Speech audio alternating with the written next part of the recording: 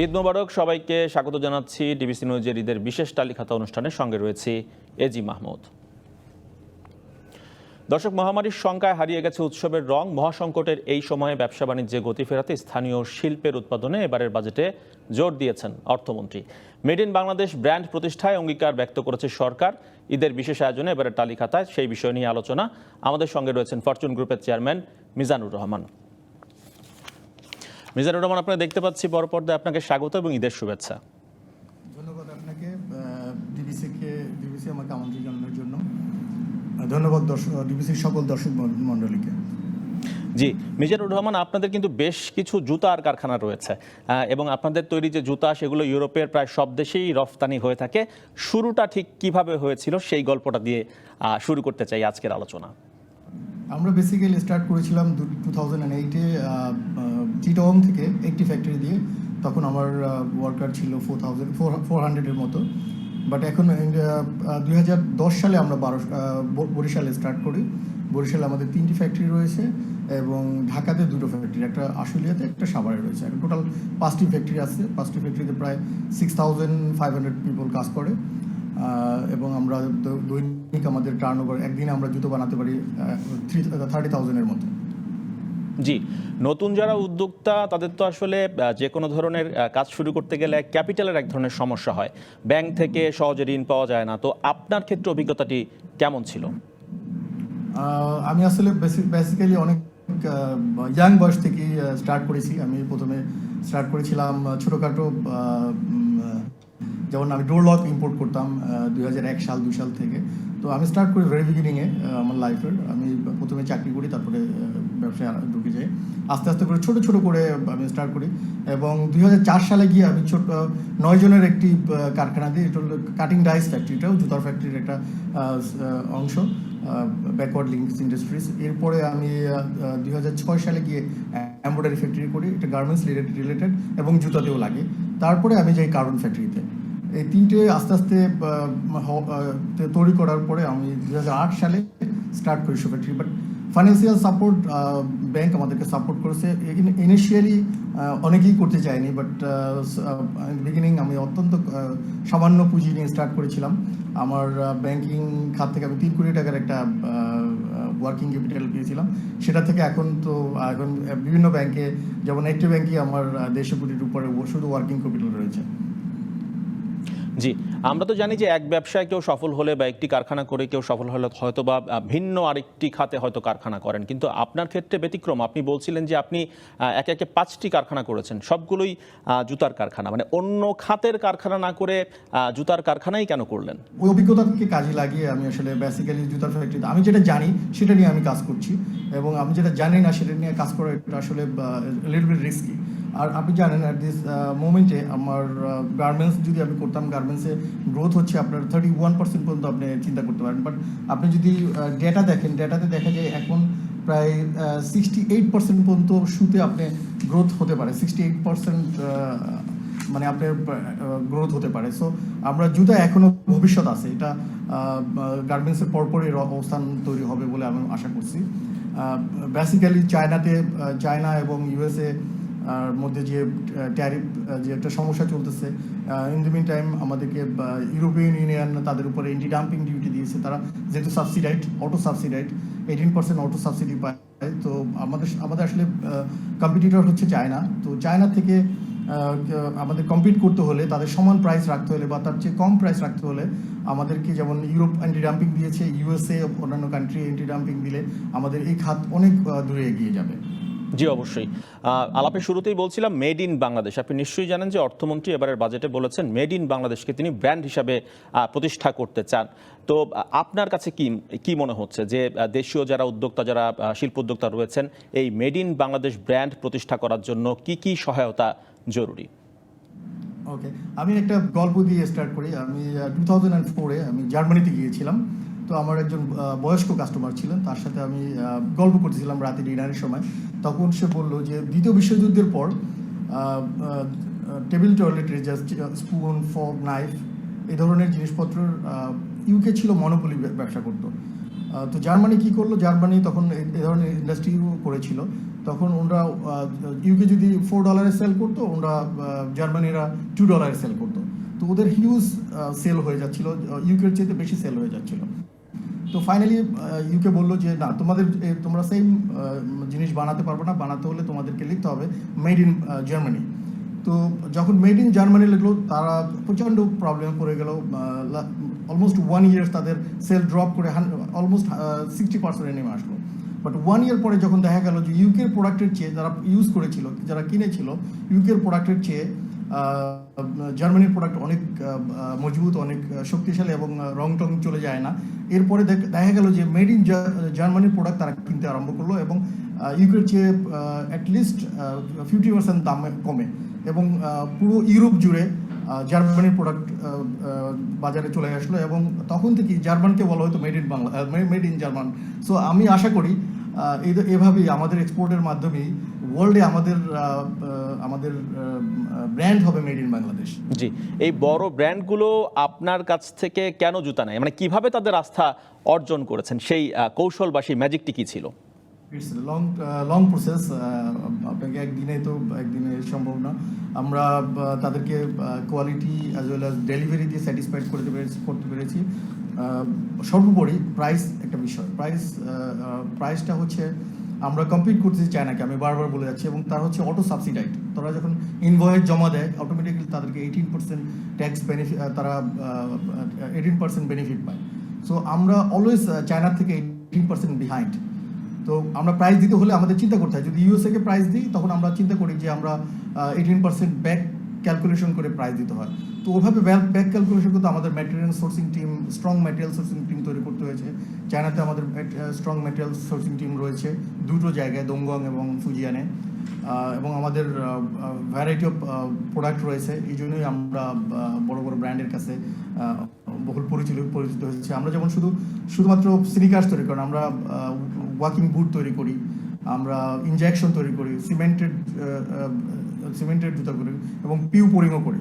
So সব ধরনের outsourcing আমাদের কাছে রয়েছে। আমরা জানি যে আসলে স্পোর্টস শু বা স্নিকার এগুলো তৈরির জন্য যে মূল যে উপকরণ, সেগুলোও কি আপনারাই তৈরি করেন, নাকি খানিকটা কিছু উপকরণ আমদানি করে আনতে হয়? প্রায় 50% উপকরণ বিদেশ থেকে আনতে হয়, আর মোস্ট অফ দ্য আইটেমস আমরা বললাম তো ব্যাকওয়ার্ড লিঙ্কেজ যেগুলো আছে আমরা এখানে তৈরি করছি। এখন আমার গভর্নমেন্টের কাছে আবেদন হচ্ছে যে জুতাকে গার্মেন্টসের মতো নিয়ে যেতে হলে তাদেরকে ব্যাকওয়ার্ড লিঙ্কেজ ইন্ডাস্ট্রিগুলো তৈরি করার জন্য সাবসিডি দিতে হবে, যেমন পিউ অথবা সিনথেটিক লেদার যেগুলো আছে, এইসব খাতে আমাদেরকে সাপোর্ট দিতে হবে, ব্যাংকিং সাপোর্ট দিতে হবে। দিলে আমাদের এই খাত দেখবেন একসময় গার্মেন্টসের চেয়ে অনেক বড় অবস্থানে পৌঁছে যাবে। জি, আমরা জানি যে আমাদের দেশীয় কিন্তু কাঁচামালের বড় উৎস রয়েছে লেদার। সেই লেদারে ফরচুন আসলে কতটুকু জোর দিচ্ছে, বা ভবিষ্যতের ভাবনা কি রয়েছে যে লেদারকে ঘিরে আসলে বড় কারখানা করার? আমরা আসলে আমাদের একটু লিমিটেশন রয়েছে, আমাদের ইউরোপিয়ান কাস্টমারদের সাথে আমাদের কাজ করতে হয়।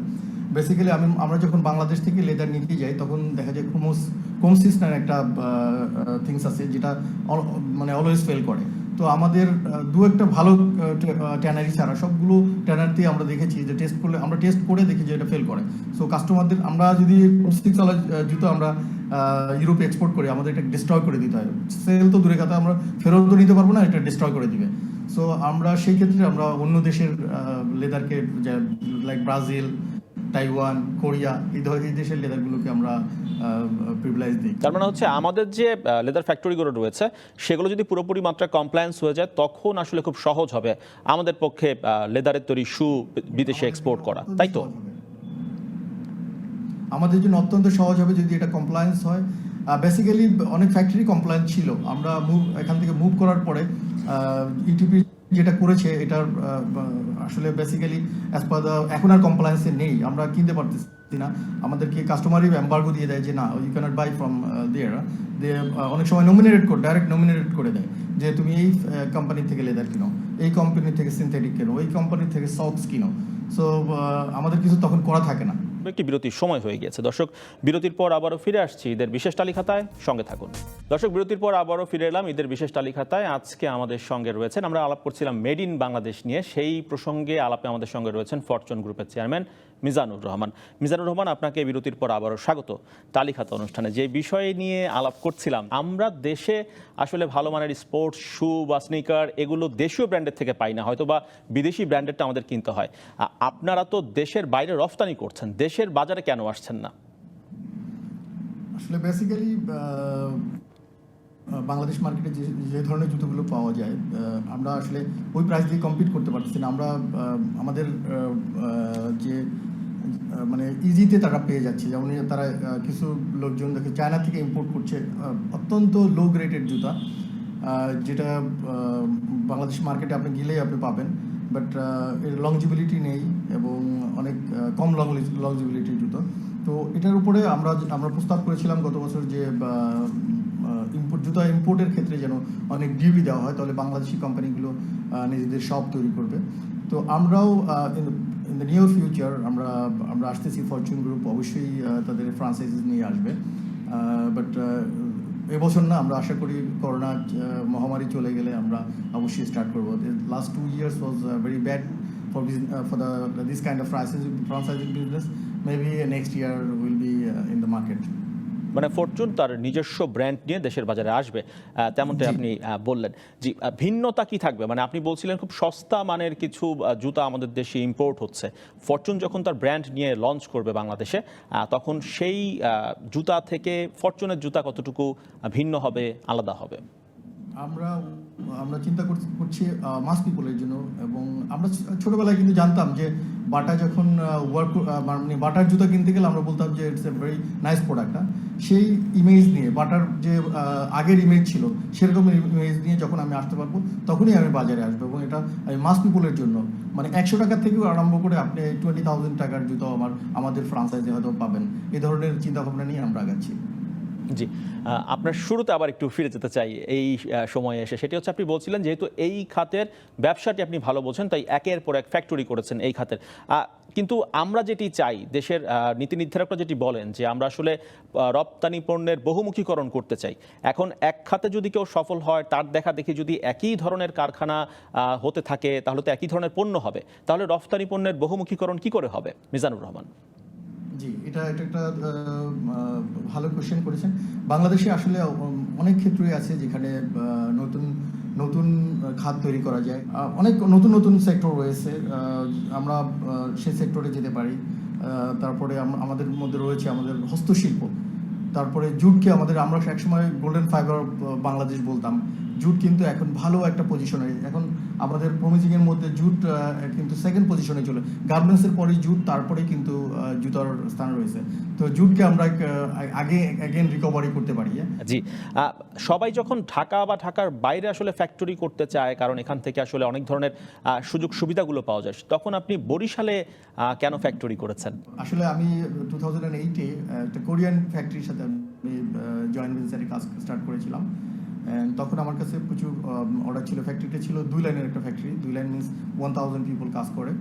তো এটা চিটং ইপি যেটা ছিল, তখন দেখলাম যে কোরিয়ান মালিক আমার সাথে বিভিন্নভাবে স্যাপোর্টাইজ করতেছিল। তো আমি মনে করলাম যে মানে আমাকে খুব রাশ করে কোথায় ফ্যাক্টরি করা যায়। তো আমি সেক্ষেত্রে চিটংয়ের জমির প্রাইস দেখলাম এবং বরিশালের জমির প্রাইস দেখলাম যে ফার ডিফারেন্ট। আমি যে টাকা দিয়ে চিটংয়ের জমি কিনবো, সেই টাকা দিয়ে বরিশালে জমি প্লাস ফ্যাক্টরি করে ফেলতে পারবো। সো ইমিডিয়েটলি আমি এই কাজটা করলাম। আর সবচেয়ে বড় কথা হচ্ছে, বাংলাদেশের প্রথম শু ফ্যাক্টরি কিন্তু বরিশালের, এক্সেলসিওর শুজ। সো বাংলাদেশের যত শু ফ্যাক্টরি রয়েছে দেখবেন সবার মোস্ট অফ দ্য 40% পিপল হচ্ছে বরিশাল থেকে আসা। সো আমি এই চিন্তাটা মাথায় রেখে আমি বরিশালে ফ্যাক্টরি করলাম, এবং করার সাথে সাথে আমি স্টার্টিংয়ে আমি 472 জন লোক নিয়ে কাজ শুরু করি, এবং এটা পেতে আমাকে কোনো বেগ পেতে হয়নি। এরপর আমরা ট্রেনিং করে করে এখন 5000 পিপল কাজ করছে বরিশালের ফ্যাক্টরিতে। আপনি সুবিধার কথা বললেন, কিন্তু কোনো ধরনের অসুবিধায় কি পড়তে হয়েছে কিনা সেটিও জানতে চাই। কারণ নতুন অনেকেই রয়েছেন, সবাই আসলে ঢাকামুখী হলে অনেককেই বলা হয় যে ঢাকার বিকেন্দ্রীকরণ করতে হবে ফ্যাক্টরিকে। সেক্ষেত্রে অসুবিধা কি ফেস করেছেন? নতুন উদ্যোক্তা যারা হয়েছেন তাদের জন্য কি পরামর্শ থাকবে সেই চ্যালেঞ্জগুলো মোকাবেলায়? বরিশালে আসলে প্রথম অসুবিধা হচ্ছে ট্রান্সপোর্টেশন, তারপর ইনফ্রাস্ট্রাকচার নেই। আমি ইনফ্রাস্ট্রাকচার বলতে শুধু রাস্তাঘাটের কথা বলছি না। ওখানে একটা বিভাগীয় শহর, বা বিভাগীয় শহরে আপনি খুঁজবেন দেখবেন এক্সপোর্ট প্রমোশন ব্যুরোর কোনো অফিস নেই। তারপরে বিদ্যুতের কোনো অফিস নেই, ফুল অফিস নেই। অফিস আছে, ছোট্ট একটা অফিস আছে, বাট ফুল কোনো অফিস নেই। কাস্টম কমিশনারেট নেই। তারপরে আপনি যত ব্যবসায়িক ক্ষেত্রে যত যেই জিনিসগুলো দরকার কোনোটারই ফুল অফিস বিভাগীয় শহরে নেই। তো গভর্নমেন্টের কাছে আমাদের চাহিদা থাকবে যে ব্যবসাকে সম্প্রসারিত করতে হলে, ডিসেন্ট্রালাইজ করতে হলে, ঢাকার বাইরে বা চিটাগাংয়ের বাইরে নিতে হলে ওই সব শহরগুলোতে সব অফিসগুলোকে অর্গানাইজ ওয়ান স্টপ সার্ভিস যেটা বলে গভর্নমেন্ট বলছে, সেই ওয়ান স্টপ সার্ভিস চালু করতে হবে। আদারওয়াইজ রিয়েলি আমরা যেই লক্ষ্যে ভিশন 2041-এ যাচ্ছি সেই লক্ষ্যে আমরা হতে বুঝতে অনেক কষ্ট হবে। আমি একটু আপনাকে ডাটা দিচ্ছি। আমাদের মাননীয় প্রধানমন্ত্রী শেখ হাসিনা যখন ক্ষমতা গ্রহণ করে তখন তার বৈদেশিক মুদ্রার রিজার্ভ ছিল $11 বিলিয়ন, বাট এখন অ্যাট দিস মোমেন্টে 2021 is $43 million. It's a huge. এটা আমাদের এক্সপোর্টারদের কাছ থেকে এসেছে এবং এসেছে আমাদের যে রেমিটেন্স যোদ্ধা তাদের উপর বিনম্র শ্রদ্ধা জানিয়ে আমি বলি যে তাদের কাছ থেকে এসেছে। But I have one request to মানে ইয়াং এন্টারপ্রাইনার এবং যারা বিদেশে যাচ্ছে তাদের প্রতি। আপনি দেখবেন যে আমাদের এখান থেকে মাস্টার্স পাস করে জমি জমা বিক্রি করে তারা বিদেশে চলে যায়, গিয়ে হয়তোবা দেখা যায় যে একটা হোটেলের অ্যাটেন্ডেন্স হয়, অথবা ডিশ ক্লিনার করে, অথবা এয়ারপোর্টে বা অন্য ক্লিনার হিসাবে কাজ করে। বাট এই ছেলেটাই যদি আমাদের দেশে কোনো কিছু করতো, নিজে উদ্যোক্তা হতো অথবা নিজে কোথাও চাকরি করতো, তাহলে কিন্তু ও যে রেমিটেন্সটা বাংলাদেশে পাঠাচ্ছে তার চেয়ে বেশি সে আয় করতে পারবে। জি অবশ্যই। মিজানুর রহমান, শেষ প্রশ্ন করতে চাই আপনার কাছে, সেটি হচ্ছে যে করোনার এই সময়ে কেমন চলছে আপনার কারখানার কার্যক্রম, এবং করোনা যে মহামারী চলছে, বৈশ্বিক মহামারী, সেই মহামারীর কারণে রফতানি কি কোনো কারণে বাধাগ্রস্ত হচ্ছে কিনা, সেজন্য কি করছেন? ধন্যবাদ আপনাকে। রপ্তানি আসলে বাধাগ্রস্ত হচ্ছে না। আমাদের অর্ডার যেভাবে আমার কাস্টমাররা বড় কাস্টমার, তো তারা আমাদেরকে মান্থলি প্ল্যান দেয়। সেই প্ল্যানে কিছুটা ঘাটতি হয়েছে। মনে করেন হঠাৎ করে যখন তারা লকডাউনে পড়ে গেছে, তাদের মার্চ এপ্রিলে যে প্রোডাক্টগুলো ছিল সেগুলো তারা বলছে তোমরা বানাও। আমরা বানিয়ে রেখেছি, বাট এক্সপোর্ট করতে হয়তো আমাদের 4 মাস 5 মাস অথবা 6 মাস পরে আমরা এক্সপোর্ট করতেছি। সেক্ষেত্রে আমাদের ওয়ার্কিং ক্যাপিটালটা ব্লক হয়ে যাচ্ছে। এটাই হচ্ছে সবচেয়ে বড় প্রশ্ন। বাট আমাদের কোনো অর্ডার ক্যান্সেল হয়নি, যেমন আমরা নেক্সট জুন পর্যন্ত বুক রয়েছি। অসংখ্য ধন্যবাদ মিজানুর রহমান যুক্ত থাকার জন্য আমাদের সঙ্গে, এবং আপনাকে আবারও ঈদের শুভেচ্ছা। দর্শক, আমাদের সঙ্গে যুক্ত ছিলেন ফরচুন গ্রুপের চেয়ারম্যান মিজানুর রহমান। দর্শক, আবারও ঈদের শুভেচ্ছা জানিয়ে বিদায় নিচ্ছি। সঙ্গে থাকুন 24 ঘন্টা।